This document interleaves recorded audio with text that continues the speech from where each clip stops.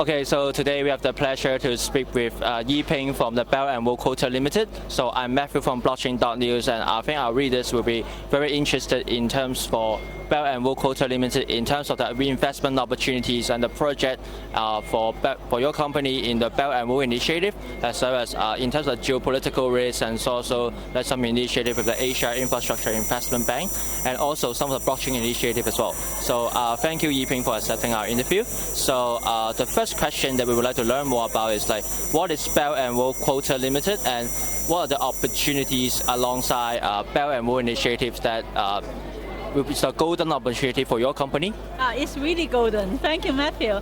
It's my pleasure to have the interview with the Blockchain.News. So I know your platform very well, so it's my honor to be the interviewer from you. So the Bell and Roll Quota Limited, as we know that we're getting some trading quota in the Bell and Roll, China and Bell and Roll country. So while we do it, so we're using the gold. It's really a golden opportunity. We're using the new product from the CGSE, Chinese Gold and Silver Exchange. We have a new product called Gold SIP. So every 1 gram of gold then will be counted to 1 gram of gold, the equivalent around 300 RMB yuan. So they will do it. We're helping the Bell and Roll country because we are the history is barter trade and then gold and then US dollar. So we come to reverse from US dollar, we go to the gold and the barter trade. How to do the barter trade? For example, today I have a very good client, potential client from Kenya. So they are buying the motor from China using US dollar. So they will need to go to CIPS, they will go to the SWIFT account, so they will spend the US dollar to buy the motor from China. But in our company, we're using the platform, the membership platform for them. If they are our member, they can have a smart tender. Say, I want 1,000 some rolls and tea and coffee. I can barter trade the motor with rolls, tea and coffee. So we are pricing and settlement using the gold SIP. So you equivalent to 1 kilogram of the gold. So we can clear the smart contract and then we can have a barter trade. Okay. So what are the international projects looks most appealing to the investors from your company in terms of the Bell and Roll initiative? So we have a small revolution, not the small, maybe big revolution of the international trade. Yeah. You know, the trade method is starting from 1917 something. They're using the ship from 1970. So we using the old way, but new way. For example, the ship is very against the blockchain. If you have a Chinese delivery logistic information, I need to pin it out. And using the Shunfeng delivery, at least 3 hours, then you can get my information. It's totally unacceptable on the blockchain and the international digital world.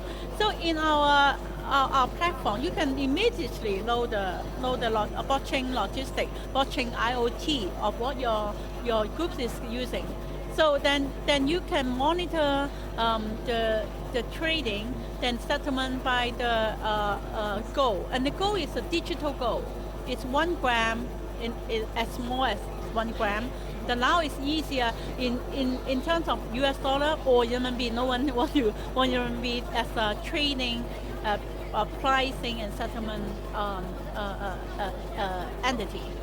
So does it mean the 1 unit of the token is equivalent to We are not the token. We have already token. 1 gram of the gold is equivalent to token. But this the people have confidence. If you say even the Bitcoin, I'm afraid one day the value will be 0. But the gold, the value always there and going up. Yeah. I will prefer to selling my product to you, but you get the gold, but not the Bitcoin, not the US dollar, not the RMB. And blockchain, in terms of your company operation, and how does it benefit to expand for your business expansion in the Belt and Road? Yes, we will. My company is already new one, and we will regard it as a fintech and blockchain company. We're using fintech and blockchain for several areas. One is we're using the smart tender and the smart contract. The smart contract will be when you get a smart tender, you have an initial price of your product. Then, but you finally in this second you are done deal. The smart contract will be have 4 smart contracts. One is in terms of gold, another in terms of US dollar, and then in terms of RMB and the local currency.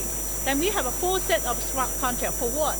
Then for the clearing for the customs. Then you can for the statistics and for the trading. Then and then we're also using the blockchain IoT, because that will make sure you will finish you are in terms of in the line with the smart contract. And then we also using the smart contract factoring, the APAF factoring. So if you have a smart contract, I can lend you 80% of the gold. Then you can buy the thing before you finish the contract. So finally, the most interesting place is we using digital gold to one of the blockchain gold as our pricing and settlement entity. Okay, nice. So with the recent macroeconomic uncertainty such as China-US trade war as well as Brexit, does this stand more like a threat or risk, or is it an opportunity for your company for expansion? It's just the opposite. It's a chance, the big chance of my company. My company, one of the reason we have this company because of the trade war. Then now I give you some statistics. The Belt and Road initiative is starting from 2013, 2018. The trade increase of the trade between the Belt and Road country are only 4% a year, and totally come over 27.4% of the total trade. We still determine on the U.S. and then the Europe market. So that's why we're using the gold seed, we're using the quota, the barter trade area to make the offset alternative for the U.S. and Europe market. So we will start with the 4 cents, so we can now have the so-called supply chain reform. So they are very happy to see that we can help them to sell more, especially the electronic product to the Belt and Road country. We will start with the ASEAN country. We have a very positive reaction from the Indonesian, Myanmar, and also the Malaysia, and also the African country. We have some potential client from Kenya. Okay. So we are leverage the traditional international trade. So your collaboration start with the ASEAN countries in the Belt and Road Initiative, and then later on extend to African like Kenya. Okay, so the final question would be what's your outlook on fintech and blockchain, and what's your future roadmap of Belt and Road Quota? So we are very encouraging. Just this nearly 1 day, first day of the Belt and Road Summit, we find a lot of positive reaction on this innovation. So we do think the fintech and blockchain can solve some more traditional problems. They just say, bingo, oh, you solved my problem. You have pay for new way for me to do a better and larger business. So I do think in Hong Kong also, in Hong Kong you can do the barter trade, you can do the factoring.